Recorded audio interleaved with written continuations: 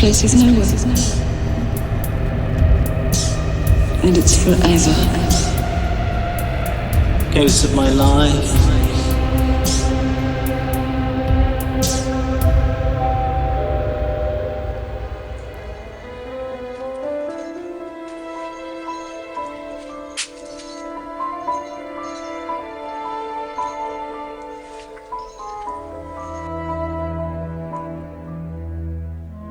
I don't think even Toby Esterhazy's people would follow us here. The food's well below the standard they've come to expect.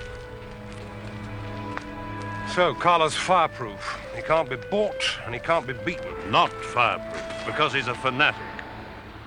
I may have behaved like a soft dolt, the very archetype of a flabby Western liberal, but I'd rather be my kind of fool than his. One day, that lack of moderation will be Carla's downfall.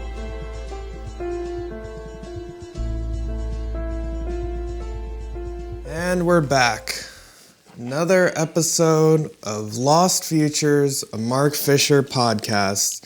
And I'm Stephen Klett, and I'm Marlowe. And we're here talking about espionage, or the TV show, movie, book, Tinker Tailor Soldier Spy.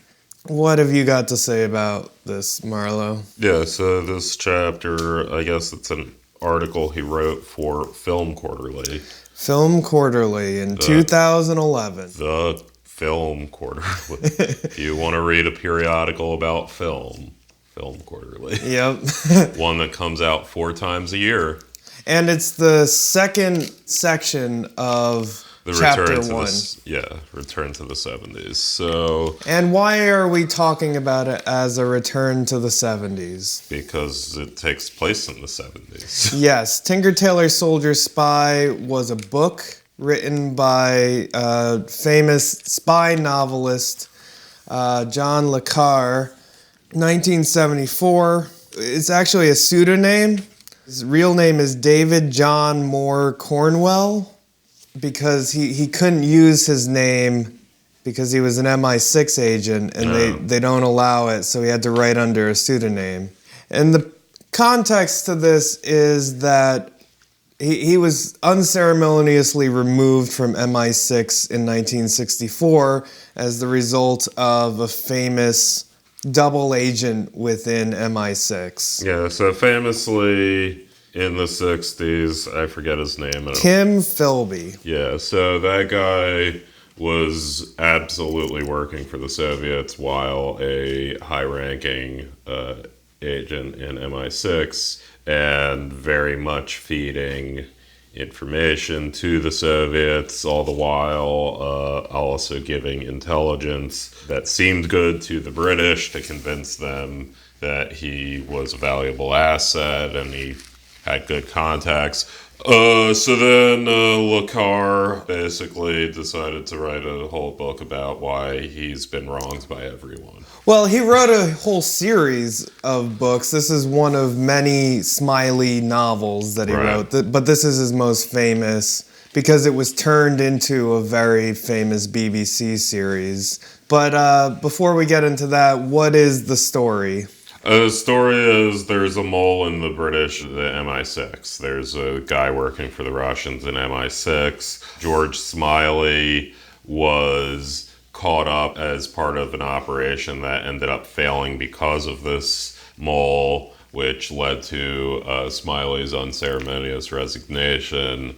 And then later, the MI6 or a section of it gets intelligence they feel is actually good to confirm that the mole does in fact exist. So they go to George Smiley and they're like, Smiley, we need you to catch the mole, but you're going to kind of be working outside of MI6 to do so. And Tinker Tailor Soldier Spy is a nursery rhyme.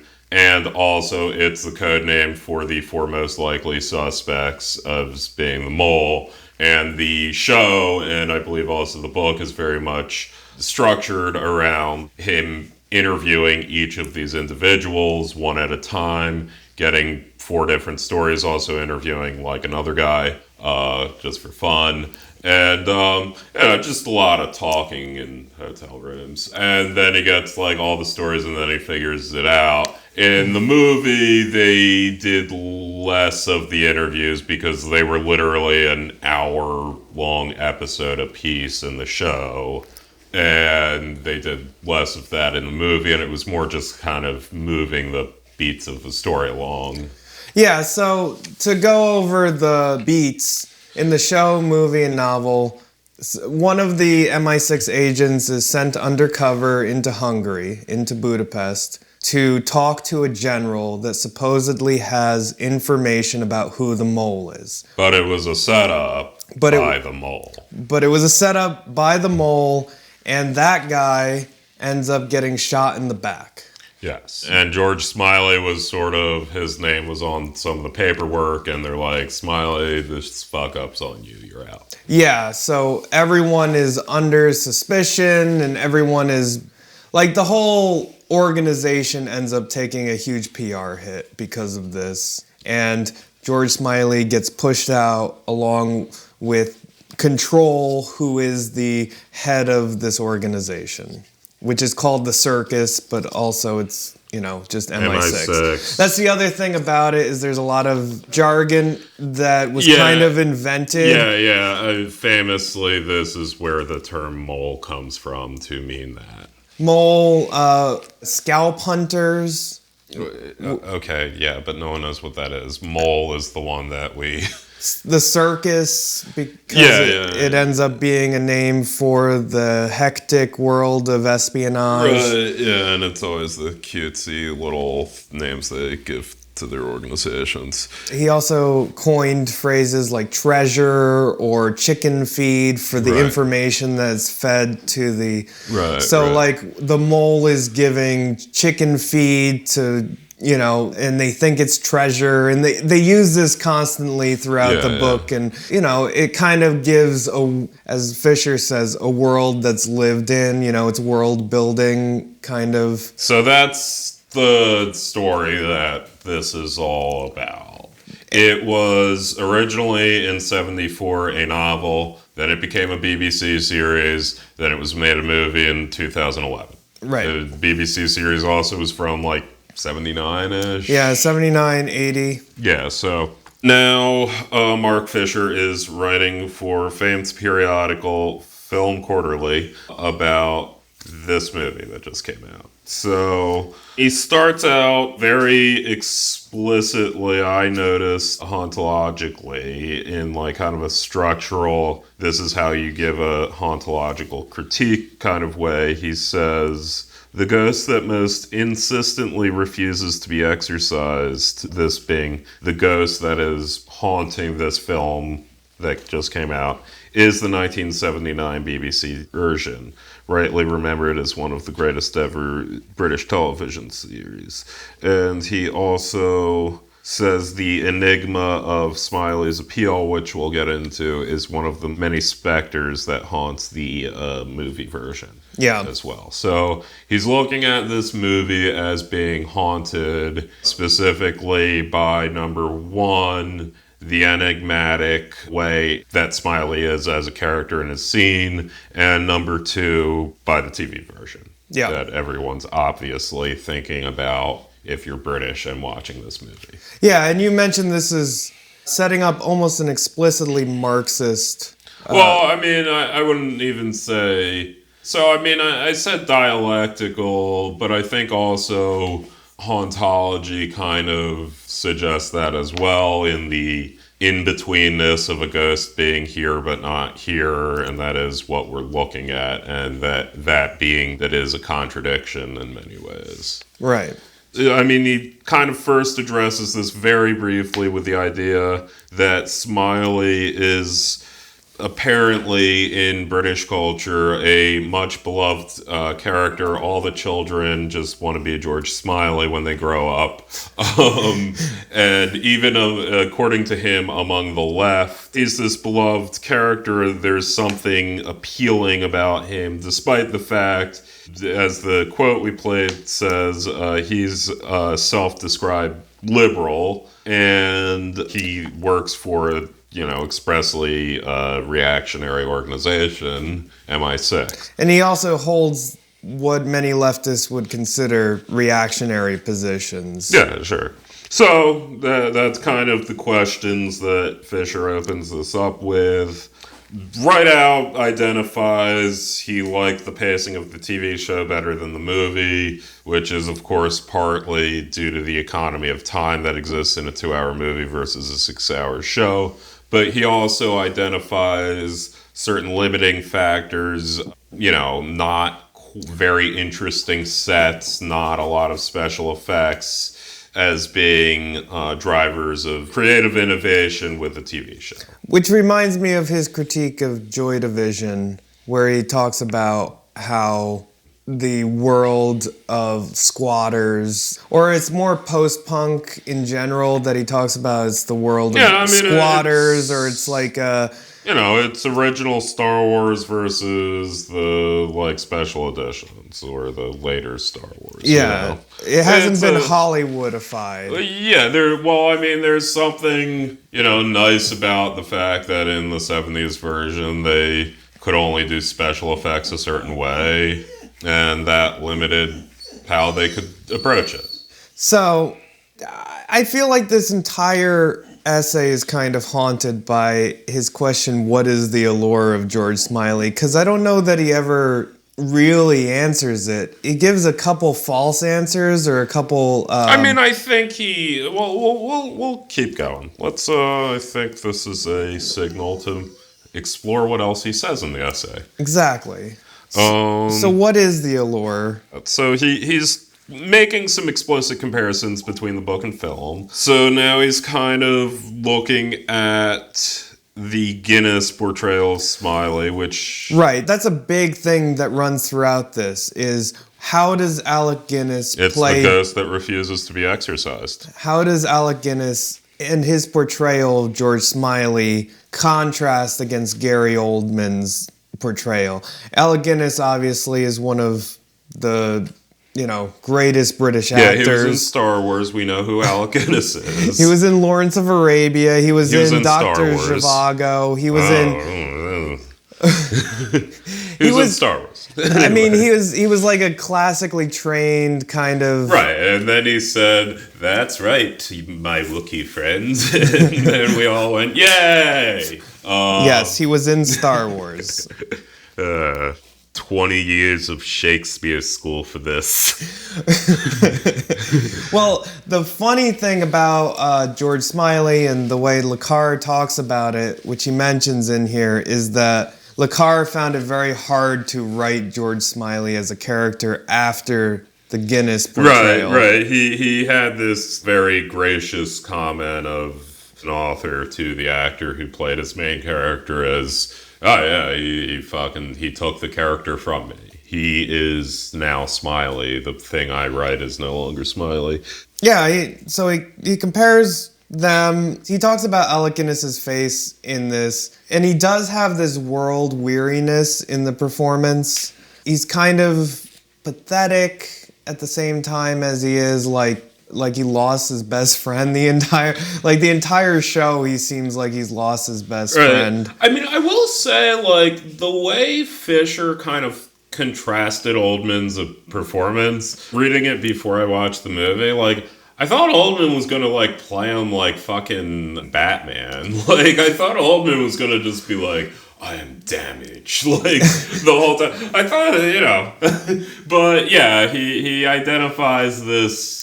Lived in is sort of a word he gets to use a lot as both the set and setting of the movie, but also how the characters kind of are. But Anyway, this world weariness kind of gets us into an earlier idea of post-colonial melancholia and basically the role of Smiley as England. Right, as an English archetype, specifically. As both kind of like, an Englishness and England itself. I mean, he calls Smiley a modern... Cold War King Arthur. King Arthur, yes. And done in the style of T.S. Eliot's Proof Rock, which, if you're not what's Proof Rock? Well, it's... Is that an album, T.S. Eliot? Right.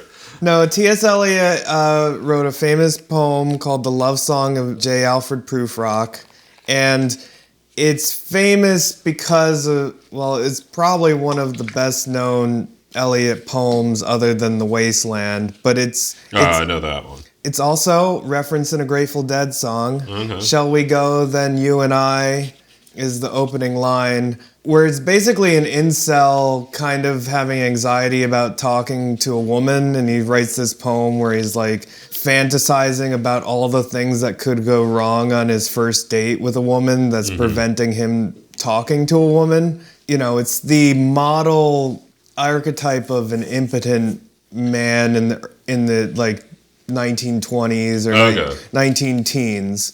Did T.S. Eliot turn fascist? No, he fought with his friend about that, but he's always been kind of like a conservative poet. Yeah, but he like fought with modern what's his name? Pound. Yeah.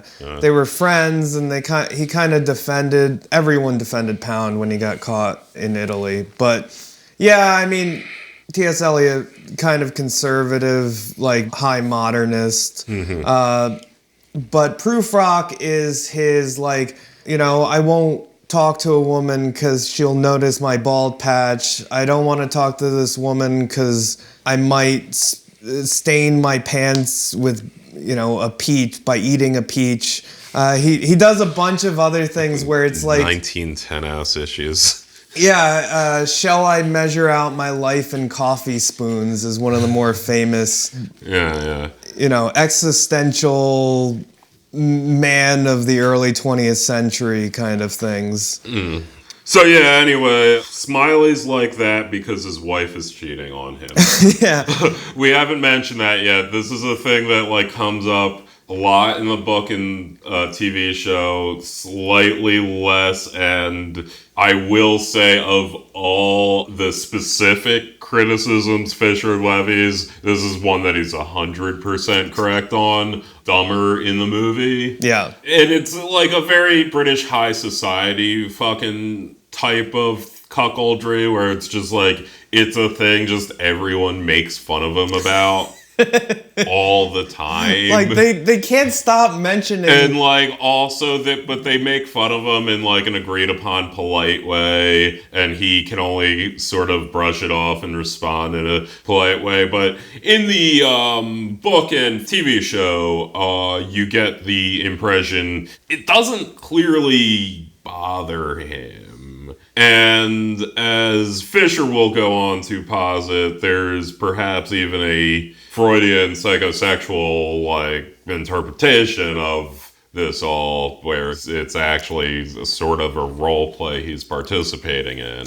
But I mean, in the book and film, it's like one of those things where the main issue is it just loses him respect to other men. It's not really a big deal that he specifically feels enough for his wife to feel betrayed by her. Okay, so this gets into the stuff that's lost from the novel. Okay. In the novel, she is, like, she's related to the prime minister. Her cousin is the prime minister who works in it, so she has connections within the government. And it sort of feels like it's a, not a marriage of convenience, but like a marriage between two estranged kind of high society people. I mean, either way, it seems like, the issue is not, oh my God, this woman I love is betraying me. The issue is men are making fun of me for this. And then the other thing is, the person's she's cucking him. Right. There's many of them. Right, but they're also all in the intelligence community and government. Well, there are points where he's like, oh, I think she's run off with an artist she met. Yeah, that too. But there's a lot that are weighted towards high government and intelligence community. Yeah, there's one in specific, which is Hayden, which we haven't brought up now. Right, yeah, he's the bad guy. He's the bad guy. Which one is he? He's the mole. Is he the Tinker, the Tailor? He is Colin Firth. Okay, but like, which one is he in the nursery, right? I think he's Taylor, because he's the floofy one. Oh, okay. Yeah, Hayden is the one that is... Right. There is actually a subplot that's not really explored in the movie where the fact that Hayden was sleeping with his wife kind of did matter. And also, they're second cousins. Yeah, well... Again... This is like also very 20th century Cold War intelligence community. There's always like one woman who's like sleeping with multiple politicians and spies, and like she has stuff on everyone and everyone keeps trying to sleep with her to get the stuff. Right. And it also becomes a plot point in the movie because the way that Hayden finds out about the betrayal is ambiguous, and it's because he's in the bed with Smiley's wife that he finds out, and so it becomes this, how much does he know, when does he know it, oh, he's sleeping with my wife, but he doesn't know, he knows more information than he would have otherwise. Right. It's a fun thing that you notice almost immediately in the show, that Smiley just has people asking him, so how's Anne doing? So yeah, and he never get, like, if this took place in the American South, he would have shot 8 people in the first. Are you fucking my wife? Well, what the fuck do you mean? How is Anne doing? Yeah, it's like, yeah, no, that would in certain cultures get you shot. In 1970s British high society, you just kind of take it. And again, yeah, he didn't really give a shit about his wife either. So, you know, whatever. But in the movie, of course, there's this fucking scene at a party where Smiley sees his wife making out with someone. With Hayden. And Colin Firth is Hayden. And he's just like holding a glass and his hand goes tense and he's like, he grasps his chest and the fucking violins are going off. And it is incredibly out of character, like out of the entire established mythos of how that worked in the other things. I'll certainly agree to. Well, we jumped around. We did jump around. He kind of jumps around, too. We, if anything, stayed on a topic. Right here's the quote. More troublingly, to suggest that Smiley would straightforwardly feel pain when confronted with Anne's infidelities is to betray the very idea that he is masochistic. But he gets into this initially with sexuality and a queerness about Smiley in the TV show and the book. Which doesn't come through in the movie. Right, and to be clear, he is not using queer here to mean he believes Smiley is gay-coded. Which is more Hayden, the bad guy. I mean, Hayden is gay. Like, Hayden is fucking he's the one that's fucking his wife, though. Right, he's a bisexual man. He's British high society gay. Like, Hayden is absolutely more or less stated to be bisexual. Flamboyantly polysexual. He's also depicted in the book and in the show as explicitly very communist. Like, he got into reading Marx and ideologically far more explicitly saying,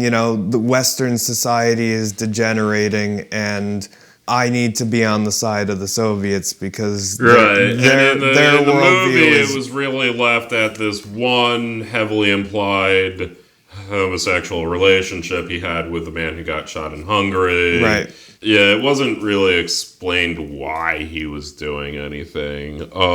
Yeah, so he is not saying that Smiley is gay-coded. He's saying the whole thing is this odd sexual play that he kind of in a almost married to the job sort of way, but his real relationship is this relationship he has with MI6 and England and For Queen and Country, James. post-colonialism and all these other things. That's the thing we haven't talked about yet. And is he post-colonial. identifies it as sadomasochistic, sadistic in the sense that his job entails doing inhuman acts as a spy, masochistic in the form that his wife is cucking him and everyone makes fun of him, and also he's constantly on the outside even when he's not on the outside. He's getting forced out of his position.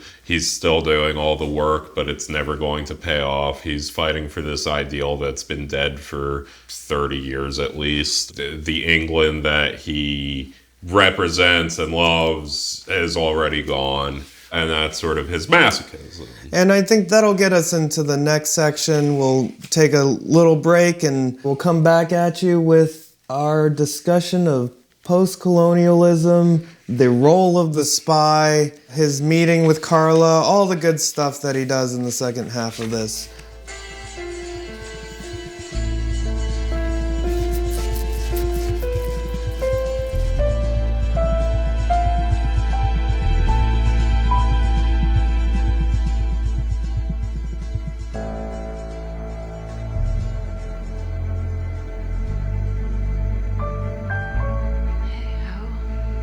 Halcyon days. Did I start the landslide, George? You were always dead right, Connie. And is George now picking up the pieces? Something of the sort. Poor loves. Trained to empire. Trained to rule the waves. Englishmen could be proud then. They could, George. All gone. Taken away. Bye-bye, world. If it's bad, George, don't come back. Promise? All right, we're back. And that was just a riveting scene from the BBC series, which he quotes pretty early on in his article. Trained to empire, trained to rule the waves, all gone, all taken away. And I think for this part, since we kind of jumped around, I think we should discuss the kind of ideological things that Fisher talks about, starting with that quote, which he uses as a pretty explicit example of post-colonial melancholia. Yeah, and the interesting way this work kind of handles liberalism and ideology in the sense that there is this pervasive post-colonial melancholia as well as hauntological melancholia throughout the work of this time lost, this lost British Empire, the 1970s. He points out there's more consternation about America replacing England than the threat of the Russians. Yeah, and that's a theme throughout all of the renditions of it. Right, the guy who is protecting the mole, essentially. What it really comes down to is you have a mole. The mole is giving what appears to be extremely valuable information to MI6, which leads the head of the operations in MI6 to not want to look into the mole. Right. Which is how the mole's able to operate and why anytime anyone looks into the mole, they get quashed. As well as also the mole himself occasionally fucks with things when he's about to get caught. But That guy is very much depicted as an American file. The Percy Alaline character. So he's one of the secondary bad guys, I guess, and he's very explicitly depicted as an American file. Right, and he is in competition with Control, the old leader, who represents the old guard, the kind of English reserved type who is suspicious that there is a mole to begin with. And as a result of the Hungarian botched operation, which got Jim Trudeau shot in the back, basically there was a coup. And the control was usurped by Percy Alaline.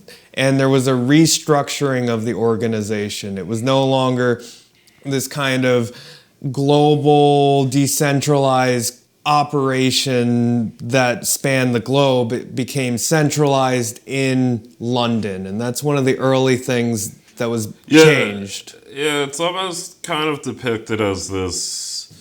There used to be the old mom and pop spy shop, and they used to really care about things, and this is just, so much bureaucracy and hierarchy in our state security organization, where,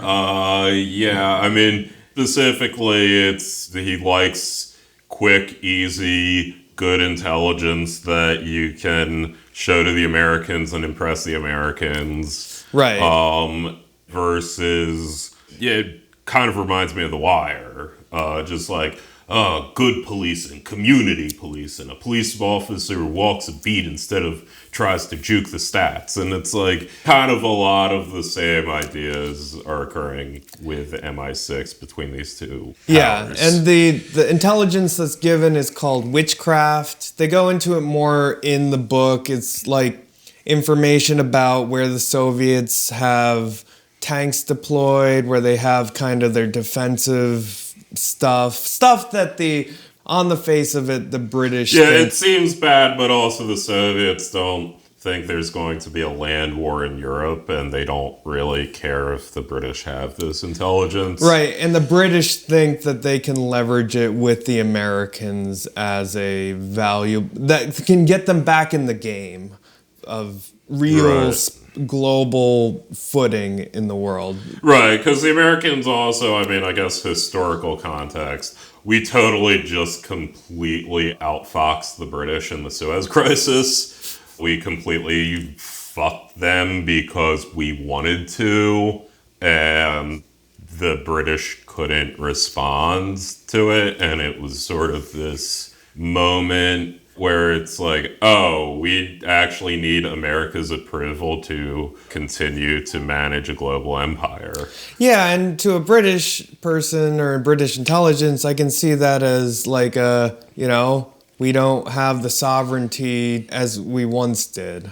Right. So anyway, getting back to it. So this is all within this context of the sort of hauntology, contradiction, post-colonialism of trying to exist in these two spaces at once that seems to be a pervasive theme in the essay. With Smiley, as we mentioned, there's these two pools of British high society. On the one hand, he's less of a man because he doesn't do anything about his wife sleeping around, but on the other hand, to even do anything would be a level of gauche reaction that is not acceptable for the society.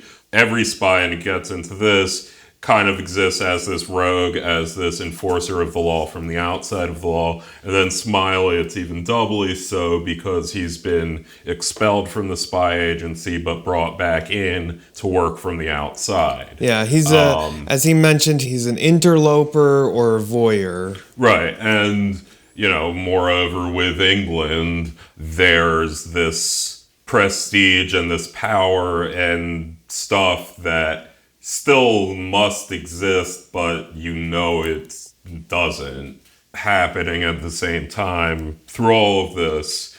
Yeah, it seems like Fisher very much focuses on that as kind of a thing that works with Smiley. Yeah, In the older depictions. He says it's a certain model of Englishness. Right. Which fits within British identity as an appealing, I guess it would get to the allure. Like, the British like to see themselves even the fact that this character, like, tortures and interrogates people, I mean, kind of off camera, he doesn't really do that much shit like that. But he could do all that, but yeah, his wife is embarrassing him. Yeah. There is this one quote from an earlier book by Le Carre. What do you think spies are? Moral philosophers measuring everything they do against the word of God or Karl Marx? They're not. They're just a bunch of seedy, squalid bastards like me. And I always like that quote because it's so foreign now, that there was this Cold War of ideology. I mean, it's foreign in that I can't imagine anybody really saying that now. I mean, the quote itself is just like, oh yeah, we have to get into the dirt, which is the point that's being made about the spy as the rogue here. He says that the spy becomes a beyond good and evil agent. Right. He can't exist in the normal world. He can't just clock out. It becomes a part of his identity even when he's not working. And you see that especially in the novel. Like, they don't go into it at all, but the Benedict Cumberbatch character, the young guy who's following Smiley, he starts the more he gets into the operation, the more he distrusts his girlfriend and thinks she's a spy. And his whole worldview is colored by this suspicion about everybody's intentions. Well, everything exists in a fringe space in this world. From England's place in the world to the institution of espionage to George Smiley himself. Anyway, within all that, Smiley, being a man of England in the 70s, doesn't see a therapist. Instead, he projects himself upon his arch nemesis. Arch nemesis and wife. Carla is kind of even in the TV show, I feel like mostly off camera. They only show one scene with him. Right. The Russians' version of Smiley, Frowny. In the show, interestingly, he's played by a 1979 Patrick Stewart and does not say a single line of dialogue in the entire one scene that he's in. In the movie, they made the interesting decision that, guess what, Mark Fisher comments on, to have Carla be entirely off camera and have the pivotal scene that's important be described by Smiley to Benedict Cumberbatch. In the show, it flashes back and he's there in Delhi interrogating Patrick Stewart, but... Yeah, so Carla, basically the scene is Carla says literally nothing the entire time, and meanwhile, Smiley starts trying to deduce this person's character, but ends up talking about himself. Yeah. Specifically through his wife, because he starts questioning Carla, do you know where your wife is right now? Do you know where she is? Do you know what's happening to her? That's how he's projecting himself, because he's thinking about Anne. Yeah.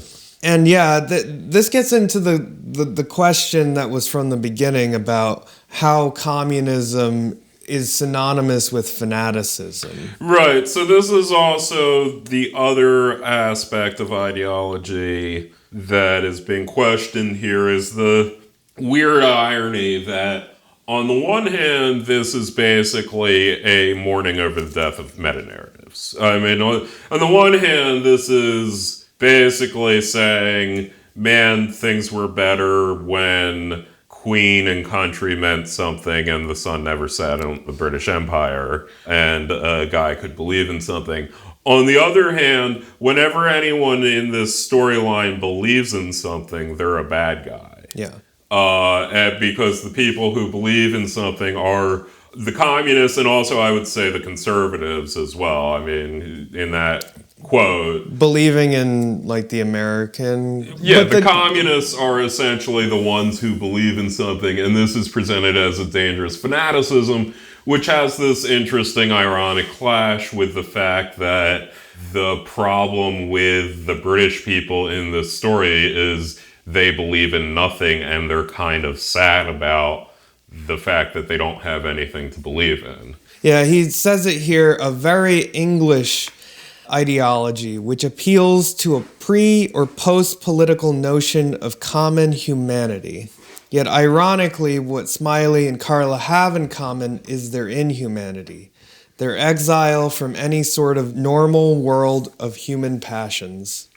Yeah, I think that speaks to what you were just summarizing, that they do share, and he's kind of blind to it. And I think this is something that I relate to a lot about... Well, also the quote, the irony of Le Carre's fiction, writes Tony Barley, is that the sound basis for commitment is always either sought or mourned for its absence, and yet when genuine commitment appears, invariably in communism, it is treated as incomprehensible. Yeah, communism becomes fanaticism, not a strength but a weakness.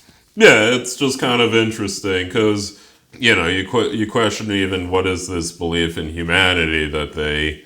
What does Smiley stand for? Is this sort of open question. I think he gets to it. I think it's been described... I would say like Zizek would call it pure ideology. There's a general like liberal humanitarianism that is... Right, but I mean, does he stand for the institutions? Because the institutions keep failing. No, he just seems like to be... everything fails around. Anything he structured that he could place his faith into seems to be shown to be inadequate immediately. Yeah, it just seems like vague truth and rationality and reason. Yeah, I mean, does he have faith in democracy? Like, can you watch Tinker Tailor Soldier Spy and say, oh yeah, this shows a faith in liberal democracy? Well, it has a faith in defeating communism, which is not the same thing. But I mean, it doesn't even seem to say what good comes of that, because the thing you're defending is 1970s English government, which is terribly corrupt and inadequate. Well, and that's the sort of interesting and postmodern aspect to it, which is that the enemy is internal. The enemy is inside of the institution, and that we need to root it out. Well, and I mean, another area that he contrasts the movie from the series is a triumphant ending in the movie, where it was far more somber. In the show. Yeah, in the show. Well, and even in the end of the Smiley's People, the follow-up to it, he talks about this as well. In the next series, after Tinker Tailor Soldier Spy, he gets Patrick Stewart and he gets Carla to come over and defect. Spoiler alert, he defects over. And at the end of that, he basically hates himself. Smiley is like full of self-loathing because he, in his eyes, defeated Carla with the same type of underhanded tricks, or even one would call fanaticism, to try to coerce him into coming over. And for that, he has this deep self-loathing, like, who really won here? Like, we tricked this guy to disavow everything he believed in. Now I hate myself for it. Yeah. And so there is this question of like what would he disavow? Yeah, no, what would he disavow? He's not doing it for his family. Like, I guess in the most vague and abstract sense, country, sure, I guess. He doesn't particularly like anyone he works with at all. They don't like him. This essay ends on a couple interesting points, mostly in distinguishing between how the new Hollywooded version kind of feels like a simulation, a world that was not lived in. Everybody's too attractive. Yeah, that is one thing about the show. Everyone is ugly as shit. Everyone in the 1979 BBC miniseries is just the ugliest fucking person you've ever seen. He mentions here, it seems like too often the actors seem like 21st century moistured metrosexuals in 1970s Again, drag. that's just how Tom Hardy dresses normally. Well, yeah, Tom Hardy and Benedict Cumberbatch both have these absurd blonde ginger wigs on. Well, I think... Or dye jobs that I feel like Cumberbatch bleached his hair. I don't know. I could be wrong. But it sticks out because it's so fake, because you know what Benedict Cumberbatch looks like and he doesn't have blonde hair. Yeah. So he goes through this and how that adds a layer of, I guess, inauthenticity along with the accents. It doesn't have a certain 70s grit and grime. Yeah, the accents are all off. And it seems to be similar to House of Cards. It seems to be the BBC House the of BBC House of Cards, but I would say that is then extended into the 2010s American, probably. Yeah, I mean, I suppose. It's marketed towards a youthful American consumerist. And he points out the irony that in the book... I mean, it is like a slow burn 2-hour-long spy movie that's fairly dialogue heavy and very little action. Like, it is at the end of the day fine. I mean, before I watched the movie, I kind of just in my mind combined it with a movie from 2014 called Kingsman, which was like an over-the-top romp of a film. You know, yeah, it isn't structured as we're going to sit in a hotel room and go through this hour-long flashback 6 times until the series is over, but yeah, rushes things, and yeah, I don't know. That is one thing. It does seem to just go plot point, plot point, plot point. Yeah, it's telling a story in 2 hours. Yeah, no, it is, and you can't maintain the structure from the novel and TV series from that, and that's lost. Yeah, and okay, the 70s depiction, I see what he's saying. It's a very 2010s way of depicting the 70s. Yeah, it is. And yeah, if you see the movie, I can't like even name specifics, but if you watch the movie, that's what it looks like. Yeah, he does, you know, he talks about the mints, the household clean, the kind of branded goods that are associated with the 70s. The skin, the hair are too good, which I thought was funny. Not everyone's fuck ugly in this movie. And therefore, you know it couldn't really be England in the 1970s. He says that here there's too much conspicuous effort going into this 1970s simulation. I hear that. I think that is something that is part of the Hollywood sets that he's talking about. Like under neoliberalism, there is this... Yeah, they also occasionally move the camera around. Yeah, there's certain things that they have more creative liberty with displaying, which is one of the reasons I was disappointed there was no Carla scene. Because they could have done that. And I mean, you know, we can like say, I mean, that was one of the most notable creative choices that anyone made in the movie because it's a pivotal scene in the show and book and you know it has to be there and they described it off camera. And yeah, no, and I mean, yeah, Fisher gets into it because they also basically, they like never showed his wife's face in the movie. No, they show her from the back. Yeah, they show her only from the side. back. So it's like, yeah, the two externalities of Smiley are basically completely removed from the film. Right, and the other big removal, almost entirely removed from the film, is communism.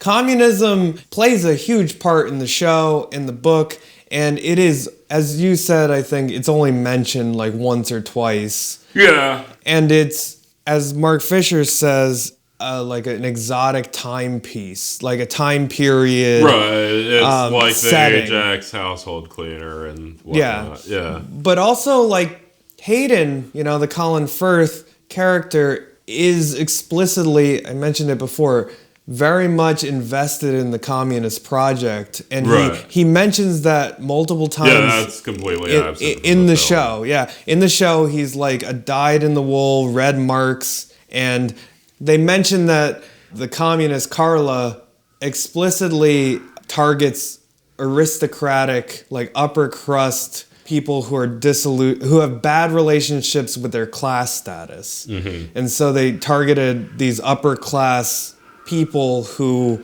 like, they didn't go for the alienated by the death of meta narratives and the loss of all meaning. Yeah, in they the didn't West. they didn't go for working class people. They went for upper class people and were like, hey, you know how you can't believe in anything anymore? We believe in things. Well, I think that's was the case with Kim Philby, so it's exactly like that's supposed to be a mirror. But you would never know that about the character in the movie. And in specific, like when he's in the final scenes, when he's incarcerated and he's talking and giving his motivations for why he did what he did to Smiley, a big part of it was this speech about how he believed in communism and that communism was the future, and that he started buying into this when he was in boarding school or Oxford or whatever, and he was approached and he read the literature and he had all these opinions about the West that was made very explicit. And in here, it's just like, you know, I joined the KGB, there's like no good side, so I'm going to be on the side that wins, basically. Right. And so I see that as similar to having no Carla. Right, which is also like kind of a bullshit and tenuous thing to say about the 1970s KGB. Yeah. Like, you know, it's like, oh man, yeah, those Ruskies really had us on our heels in the 70s. Philby was in the 60s. Yeah. So maybe it's written. I guess. I mean, someone killed Kennedy. Yeah, and so it ends here. Isn't Smiley's allure tied up with the possibilities of character itself? In the 1970s, Smiley showed up all the inadequacies, squalid compromises, and subterranean brutalities of social democracy. Then, Smiley's doubts and his failings prompted us to imagine a better world, even as we struggled to resist Smiley's blankly and perversely comforting avant-garde now. Now, when the better world seems, if anything, further away, it takes all our effort to resist the lure of nostalgia for the social democratic world of which Smiley was both conscience and the dirty secret. And that ends the episode. Thank you for listening. Please check out our Patreon. We are Lost Future, Mark Fisher Podcast. Do you know where your wife is? I mean, at this moment. You have to think about her. She'll have to make a new life. Did you have a friend? One really good friend who could look after her?